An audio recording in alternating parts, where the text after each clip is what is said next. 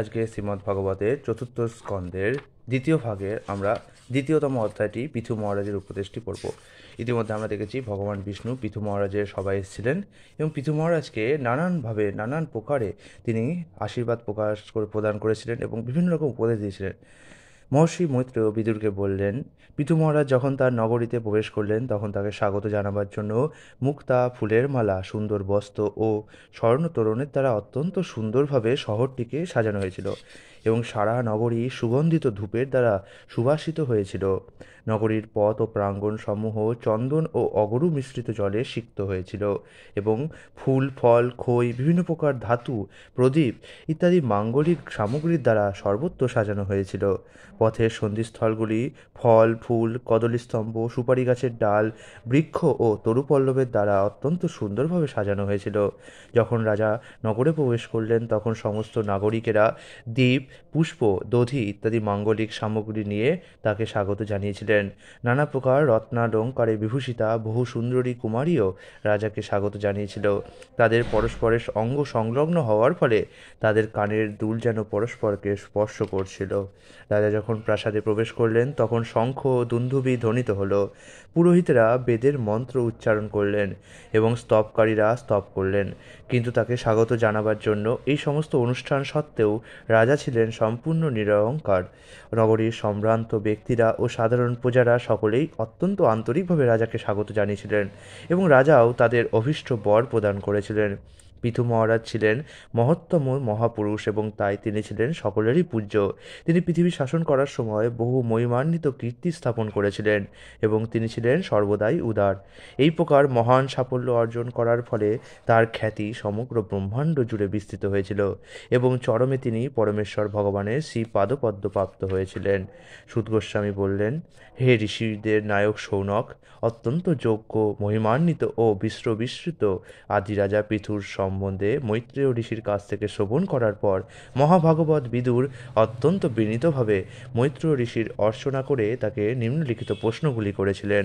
বিদুর বললেন, হে ব্রাহ্মণ মৈত্রেয়, মহর্ষি ব্রাহ্মণেরা যে পৃথু মহারাজকে রাজসিংহাসনে অভিষেক করেছিলেন, সমস্ত দেবতারা যে তাকে অসংখ্য উপহার প্রদান করেছিলেন এবং তিনি যে বিষ্ণুতেজ প্রাপ্ত হয়ে সারা পৃথিবী জুড়ে তার প্রভাব বিস্তার করেছিলেন, সেই সমস্ত বিষয় অবগত হয়ে আমি গভীর আনন্দ অনুভব করছি। পৃথু মহারাজের কার্যকলাপ এতই মহান ছিল এবং তার শাসন প্রণালী এতই উদার ছিল যে আজও সমস্ত রাজা ও বিভিন্ন গ্রহলোকের দেবতারা তার পদাঙ্ক অনুসরণ করেন। এমন কে আছেন যে তার মহিমান্বিত কার্যকলাপ শ্রবণ করতে চাইবে না? আমি পৃথু মহারাজ সম্বন্ধে আরও শুনতে চাই, কারণ তার কার্যকলাপ অত্যন্ত পবিত্র এবং বিশুদ্ধ। মহর্ষি মৈত্রেয় বিদুরকে বললেন, হে বিদুর, পৃথু মহারাজ গঙ্গা ও যমুনার অন্তর্বর্তী ভূখণ্ডে বাস করেছিলেন। যেহেতু তিনি ছিলেন অত্যন্ত ঐশ্বর্যশালী, তাই মনে হয়েছিল তিনি যেন তার পূর্বকৃত পূর্ণ কর্মের ক্ষয় করার জন্য প্রারব্ধ সৌভাগ্য ভোগ করছেন। মহারাজ পৃথু ছিলেন সপ্তদ্বীপ সমন্বিত পৃথিবীর একচ্ছত্র সম্রাট। তার অপ্রতিহত আদেশ সাধু, ব্রাহ্মণ, বৈষ্ণব ব্যতীত অন্য কেউ লঙ্ঘন করতে পারত না। এক সময় পৃথু মহারাজ এক মহাযজ্ঞে দীক্ষিত হয়েছিলেন।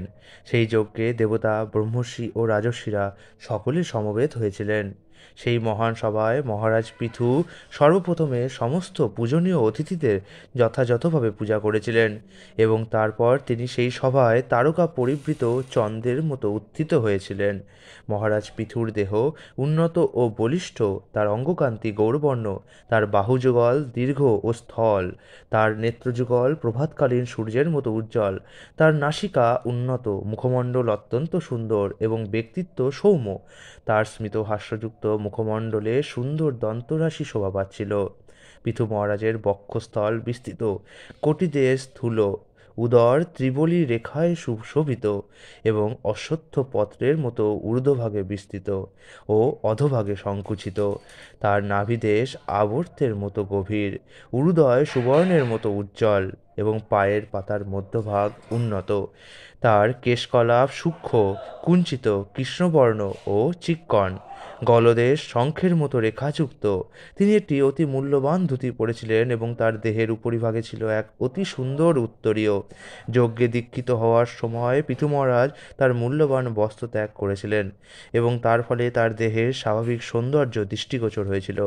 তিনি যখন কৃষ্ণাজিন পরিধান করেছিলেন এবং আঙ্গুলে কুশাঙ্গুরীও ধারণ করেছিলেন, তখন তাকে আরও সুন্দর দেখাচ্ছিল, কারণ তার ফলে তার দেহে স্বাভাবিক সৌন্দর্য বর্ধিত হয়েছিল। যজ্ঞ অনুষ্ঠানের পূর্বে পৃথু মহারাজ সমস্ত বিধিনিষেধগুলি পালন করেছিলেন, সভাস্থ সকলকে অনুপ্রাণিত করার জন্য এবং তাদের আনন্দ বর্ধন করার জন্য। পৃথু মহারাজ শিশির স্নিগ্ধ তারকার মতো চক্ষুর দ্বারা তাদের ওপর দৃষ্টিপাত করেছিলেন এবং তারপর তিনি গম্ভীর স্বরে তাদের বলেছিলেন। পৃথু মহারাজের সেই বাণী ছিল অত্যন্ত মনোহর, বিচিত্র পদবিশিষ্ট, স্পষ্টভাবে বোধগম্য, শ্রবণ মধুর, গম্ভীর ও শ্রদ্ধ। তিনি যেন উপস্থিত সকলের মঙ্গলের জন্য তার ব্যক্তিগত উপলব্ধির পরিপ্রেক্ষিতে তা বলেছিলেন। পৃথু মহারাজ বললেন, হে সবাই উপস্থিত সদস্যগণ, আপনাদের মঙ্গল হোক। আপনারা সমস্ত মহাত্মারা যারা এই সভায় উপস্থিত হয়েছেন, দয়া করে আমার প্রার্থনা মনোযোগ সহকারে শ্রবণ করুন।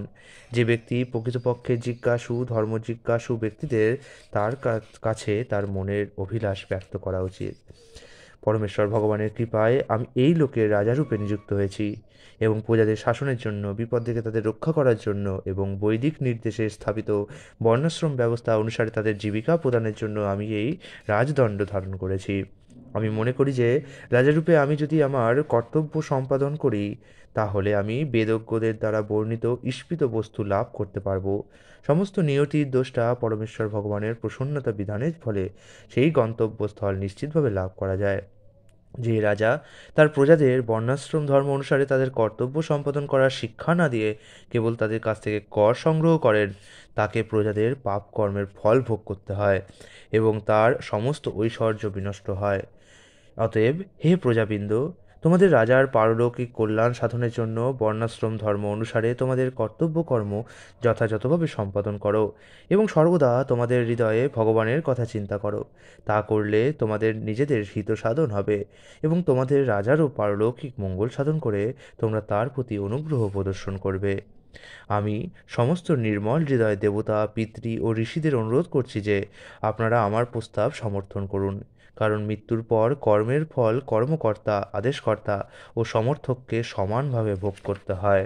হে পূজ্যতমগণ, একাধিক প্রামাণিক শাস্ত্রের মতে একজন পরম পুরুষ নিশ্চয়ই রয়েছেন যিনি আমাদের কর্মের ফল প্রদান করছেন। তা না হলে কেন এমন কোনো ব্যক্তিদের দেখা যায় যারা ইহলোকে ও পরলোকে অসাধারণ সৌন্দর্য ও শক্তিসম্পন্ন হয়? তা কেবল বৈদিক প্রমাণের দ্বারাই প্রতিপন্ন হয়নি। মনু, উত্তানপাদ, ধ্রুব, প্রিয়ব্রত, আমার পিতামহ অঙ্গ প্রভৃতি বহু মহাপুরুষের দ্বারা এবং প্রহ্লাদ মহারাজ, বলি প্রমুখ মহাজনদের দ্বারা তা প্রতিপন্ন হয়েছে এবং তারা সকলেই ছিলেন গদাধারী পরমেশ্বর ভগবানের অস্তিত্বে আস্তিক বিশ্বাসী। আমার পিতা এবং মূর্তিমান মৃত্যুর পৌত্র বেন প্রমুখ নিন্দনীয় ব্যক্তিরা ধর্মের পথে মোহগ্রস্ত হলেও পূর্বলিখিত মহাপুরুষেরা স্বীকার করেছেন যে এই জগতে ধর্ম, অর্থ, কাম ও মোক্ষ অথবা স্বর্গলোকে উন্নতির আশীর্বাদ একমাত্র পরমেশ্বর ভগবানই প্রদান করতে পারেন। ভগবানের শ্রীপাদপদ্মের সেবার অভিরুচির ফলে দুর্দশাক্লিষ্ট মানুষ অন্তহীন জন্মান্তরের সঞ্চিত কলুষ থেকে তৎক্ষণাৎ মুক্ত হয়। ভগবানের শ্রীপাদপদ্মের অঙ্গুষ্ঠ থেকে উদ্ভূত গঙ্গার জলের মতো এই পন্থা তৎক্ষণাৎ মনকে নির্মল করে এবং তার ফলে তার পারমার্থিক চেতনা বা কৃষ্ণ ভক্তি ধীরে ধীরে বর্ধিত হয়। ভগবত ভক্ত যখন পরমেশ্বর ভগবানের শ্রীপাদপদ্মের আশ্রয় গ্রহণ করেন, তখন তিনি সম্পূর্ণরূপে সমস্ত ভ্রান্ত ধারণা অথবা মনোধর্মের কলুষ থেকে মুক্ত হন এবং তার মধ্যে বৈরাগ্যের উদয় হয়। ভক্তিযোগের অনুশীলনের প্রভাবে বীর্যবান হওয়ার ফলেই কেবল তা সম্ভব হয়। একবার ভগবানের শ্রী পাদপদ্মমূলের আশ্রয় গ্রহণ করলে সেই ভক্তকে আর কখনো ত্রিতাপ দুঃখ সমন্বিত এই জড়জগতে ফিরে আসতে হয় না। পৃথু মহারাজ তার প্রজাদের তখন উপদেশ দিলেন, তোমাদের কায় মনোবাক্য এবং তোমাদের বৃত্তিগত কর্মের ফল অর্পণ করার দ্বারা সর্বদা উদার চিত্তে ভগবানের সেবা করো। তোমাদের যোগ্যতা ও বৃত্তি অনুসারে পূর্ণ বিশ্বাস সহকারে নিষ্কপটে ভগবানের শ্রী পাদপদ্মের সেবায় নিযুক্ত হও। তাহলে তোমাদের জীবনের চরম উদ্দেশ্য সাধনে তোমরা সফল হবে। পরমেশ্বর ভগবান চিন্ময় এবং তিনি জড়জগতের দ্বারা কলুষিত নন। যদিও তিনি হচ্ছেন জড় বৈচিত্র্যহীন ঘনীভূত আত্মা, তবুও তিনি বিবিধ দ্রব্য, গুণ, ক্রিয়া, মন্ত্র, অর্থ, সংকল্প, দ্রব্য, শক্তি ও নাম দ্বারা অনুসৃত বিভিন্ন প্রকার যজ্ঞবদ্ধ জীবদের মঙ্গলের জন্য স্বীকার করেন। পরমেশ্বর ভগবান সর্বব্যাপ্ত কিন্তু জড়া প্রকৃতি, কাল, বাসনা ও বৃত্তিগত ধর্মের সমন্বয়ে উৎপন্ন বিভিন্ন প্রকার শরীরেও তিনি প্রকাশিত। একই অগ্নি যেমন বিভিন্ন প্রকার আকার ও আয়তনের কাষ্ঠখণ্ড রূপে বিভিন্নভাবে প্রকাশিত হয়, তেমনি বিভিন্ন প্রকার চেতনারও বিকাশ হয়। পরমেশ্বর ভগবান সমস্ত যজ্ঞ ফলের ঈশ্বর এবং ভোক্তা। তিনি পরম গুরুও। এই ভূমণ্ডলে সমস্ত প্রজারা যারা আমার সঙ্গে সম্পর্কযুক্ত এবং যারা স্বধর্মের দ্বারা ভগবানের পূজা করছেন, তারা আমার প্রতি পরম অনুগ্রহ প্রদান করছেন। অতএব হে প্রজাগণ, আপনাদের ধন্যবাদ। ব্রাহ্মণ ও বৈষ্ণবেরা তাদের সহিষ্ণুতা, তপস্যা, জ্ঞান ও বিদ্যার বলে মহিমান্বিত হন। এই সমস্ত দিব্য সম্পদের প্রভাবে বৈষ্ণবেরা রাজকুল থেকেও শ্রেষ্ঠ। তাই উপদেশ দেওয়া হয়েছে যে রাজকুল যেন কখনো ব্রাহ্মণ ও বৈষ্ণবদের ওপর তাদের বিক্রম প্রদর্শন না করে এবং কখনো তাদের চরণে অপরাধ না করে। পুরাতন, শাশ্বত ও সমস্ত মহাপুরুষদের অগ্রণী পরমেশ্বর ভগবান ভুবন পাবন যশরূপী ঐশ্বর্য লাভ করেছেন ব্রাহ্মণ ও বৈষ্ণবদের শ্রীপাদপদ্মের উপাসনার দ্বারা। সকলের হৃদয়ে বিরাজ করা সত্ত্বেও সর্বতোভাবে স্বাধীন পরমেশ্বর ভগবান তাদের প্রতি অত্যন্ত প্রসন্ন হন, যারা তার পদাঙ্ক অনুসরণ করেন এবং নিষ্কপটে ব্রাহ্মণ ও বৈষ্ণবদের বংশধরদের সেবা করেন, কারণ ব্রাহ্মণ ও বৈষ্ণবেরা তার অত্যন্ত প্রিয় এবং তিনিও তাদের অত্যন্ত প্রিয়। নিয়মিতভাবে ব্রাহ্মণ বৈষ্ণবদের সেবা করার দ্বারা হৃদয়ের কলুষ বিদত করে পরম শান্তি লাভ করা যায় এবং জড় আসক্তি থেকে মুক্ত হয়ে সন্তুষ্ট হওয়া যায়। এই জগতে ব্রাহ্মণদের সেবা করার থেকে শ্রেষ্ঠ সকাম কর্ম নেই, কারণ যে সমস্ত দেবতাদের জন্য নানা প্রকার যজ্ঞ অনুষ্ঠানের উপদেশ দেওয়া হয়েছে, সেই দেবতারা তার ফলে প্রসন্ন হন। পরমেশ্বর ভগবান অনন্ত। যদিও বিভিন্ন দেবতাদের নামে নিবেদিত যজ্ঞের আহুতির মাধ্যমে আহার করেন, তবুও যজ্ঞাগ্নির মাধ্যমে আহার করার থেকে তত্ত্বজ্ঞ ঋষি ও ভক্তদের মুখের দ্বারা আহার করে তিনি অধিক তৃপ্তি অনুভব করেন, কারণ তিনি তখন ভক্তদের সঙ্গ ত্যাগ করেন না। ব্রহ্মণ্য সংস্কৃতিতে ব্রাহ্মণদের দিব্য স্থিতি শাশ্বত রূপে সুরক্ষিত হয়, কারণ সেই সংস্কৃতিতে শ্রদ্ধা, তপস্যা, স্বাস্থ্য সিদ্ধান্ত, মন ও ইন্দ্রিয় সংযম এবং ধ্যানের দ্বারা বৈদিক নির্দেশ পালন করা হয়। এইভাবে জীবনের বাস্তবিক উদ্দেশ্য উজ্জ্বলভাবে প্রকাশিত হয়, ঠিক যেমন স্বচ্ছ দর্পণে মুখ পূর্ণরূপে প্রতিবিম্বিত হয়।